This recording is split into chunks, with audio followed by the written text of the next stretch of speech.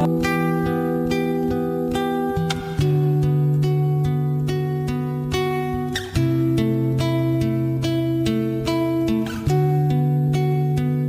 yang dia miliki seolah-olah orang mengenalnya selevel dengan Tuhan. Karena apapun yang semestinya menjadi perbuatan Tuhan, Dajjal bisa melakukannya. Ini adalah saking hebatnya sihir Dajjal. Ya, jangankan Samiri atau Dajjal, Sai Baba saja. Pernah dengar Sai Baba ya? Seorang manusia supranatural, manusia yang lahir dari desa Nilayam Putra Parti, India Selatan. Dia pun memiliki 20 ciri-ciri Dajjal. Apa yang bisa dilakukan Dajjal, 20 diantaranya dia bisa. Ya, itu Sai Baba. Dan tahun 95 Sai Baba pernah menginjakan kakinya di Nusa Tenggara Timur. Saat itu Nusa Tenggara Timur, Indonesia Timur dalam kekeringan kayak sekarang nih. Kering ya. Ini udah mulai musim kering nih. Saya sedang menghitung hari. Kalau kering seperti ini terjadi 3 tahun, waspada. Karena sebelum Dajjal muncul akan ada musim kering selama 3 tahun berturut-turut. Apakah ini tahun pertama dari 3 tahun tadi? Wallahu a'lam. Baik. Nah, Sai Baba datang ke Nusa Tenggara Timur.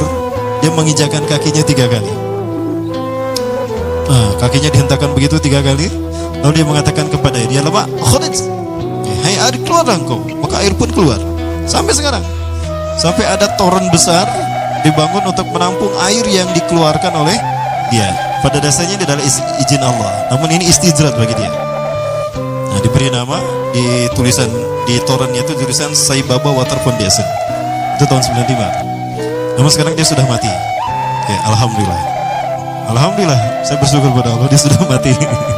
Ya, dan dia sedang dipukuli oleh malaikat Zabaniyah di kuburnya. Kamu ya yang aku Tuhan, hobuk dipukul tuh sama malaikat Zabaniyah. Baik. Nah, jadi Dajjal bisa melakukan, Samiri ini bisa melakukan apapun yang dia inginkan.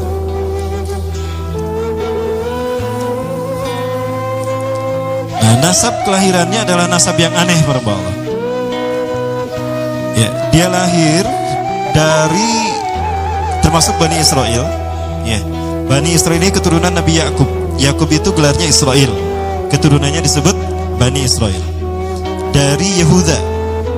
Yehuda ini adalah anak laki-laki dari istri pertama Nabi Yakub alaihissalam. Ya. Teh, Nabi Yakub istrinya berapa teh? Kok nanyanya sama teteh nih? Ya. Kang dengerin Kang. Nabi Yakub istrinya berapa teh? Nabi Yakub istrinya 4. Yang pertama bernama Ya'la. Dari Ya'la ini melahirkan 6 orang. Salah satunya bernama Yehuda dan Lewi. Lewi melahirkan Nabi Musa alaihissalam. Yehuda melahirkan bangsa yang kita kenal Yahudi. Salah satunya Yehuda ini melahirkan generasi yang pada akhirnya melahirkan Samiri. Ya. Kalau Rahil istri yang kedua, dan ini istri yang paling dicintai oleh Nabi Yakub, melahirkan 2 anak, Bunyamin dan Nabi Yusuf. Nabi Yusuf dan Bunyamin. Yang lainnya juga sama melahirkan 2 anak. Kahit dari Ya'la melahirkan 2 anak, Dam dan Naftali. Ya. Anak tertua dari Nabi Yakub dari istri pertama bernama Robin. Ya, apakah Robin Hood? Saya tidak tahu. Yang penting hampir sama namanya Robin. Nah, dari Yehuda inilah lahir Samiri. Nah, ayah dan ibunya, kakek dan nenek Samiri ini adalah para penyembah berhala. Karena Samirah saat itu terkenal penyembah berhala. Nah, ayahnya ini lahir dari proses perzinahan adik dan kakak, incest. Adik dan kakak berzina, lahir ayahnya. Adik dan kakak berzina, lahir ibunya. Jadi ayah dan ibunya ini lahir dari proses yang haram. Dan ketika ibunya menstruasi, disetubuhi sama ayahnya. Jadi itu peluangnya dari 2000 persetubuhan dalam keadaan menstruasi, 1 bisa jadi. Karena menurut penelitian medis juga bahwa darah kotor tidak menghalangi terjadinya fertilisasi, tidak menghalangi terjadinya reproduksi manusia. Jadi tetap pembuahan ovum oleh sperma bisa terjadi walaupun ada dalam medium darah kotor menstruasi. Ya, nah ketika itulah hamil dan lahirlah Samiri. Rasulullah SAW menyebutkan dalam Musnad Imam Ahmad, ya, ayah dan ibu Dajjal ini melewati Perkawinannya selama 30 tahun tanpa melahirkan seorang anak pun. Dan di tahun ke-30 pernikahannya melahirkan Dajjal, melahirkan Samiri. Kelahirannya ini akan menjadi petaka bagi kedua orang tuanya. Dia adalah orang yang paling sedikit manfaatnya dan paling banyak keburukannya bagi manusia, terutama bagi kedua orang tuanya.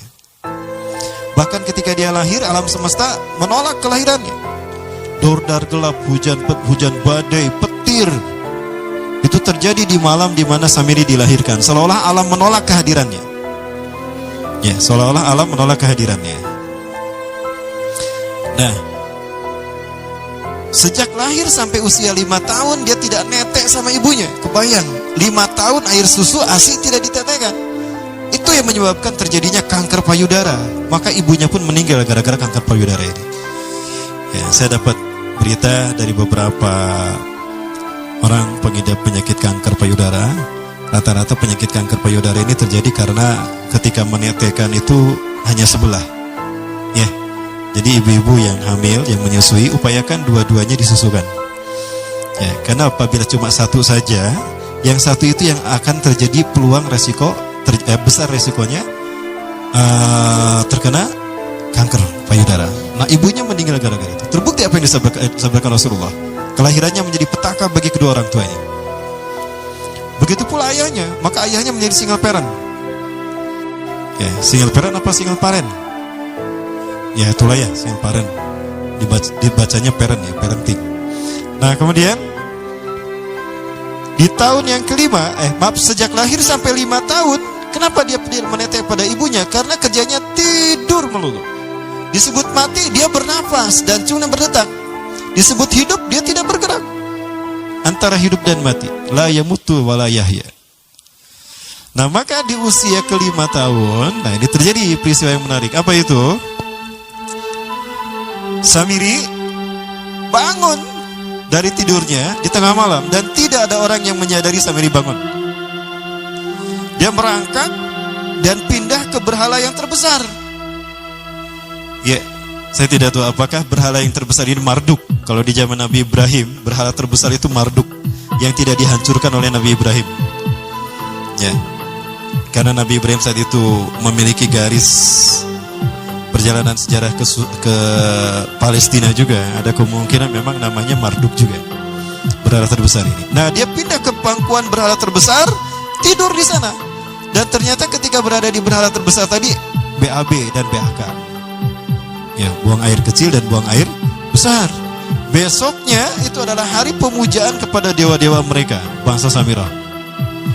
Apa yang terjadi? Ketika terjadi ritual pemujaan tadi, maka sang raja yang dipertuhankan oleh kaumnya mencium sesuatu yang tidak enak. Asa bau hangseur ieu teh. Bau pesing ari didinya ngambeu teh. Cek bapana. Bapaknya Samiri ini adalah tokoh agama paganisnya. Ucuk kurang mah kiaina, ulamanya. Ya asa bau pesing. Nah hanya pas dilihat, kaget sang raja. Ternyata itu pesing berasal dari pantatnya si Samiri yang ada di pangkuan berhala terbesar. Marah murka tuh sang raja. Itu anak kamu, kenapa ada di situ? Ya, kurang ajar kamu, ya telah menghina Tuhan kita. Kenapa kamu pindahkan anak kamu ke situ? Oh tidak Tuhan, saya tidak memindahkannya. Bagaimana saya bisa menghina Tuhan saya? Lalu siapa yang memindahkannya? Kan dia lumpuh.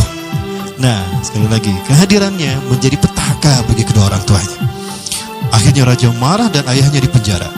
Selama ayahnya tidak bisa membuktikan penghinaan tadi, maka ayahnya dihukum mati. Pada akhirnya ayahnya pun dihukum mati. Ya, sedikit manfaat bagi kedua orang tuanya. Maka kemudian apa yang terjadi? Barangkali mati Allah. Dari data yang saya baca ini, ya, dari beberapa kitab tadi, maka kemudian dia hidup dipelihara oleh sang raja.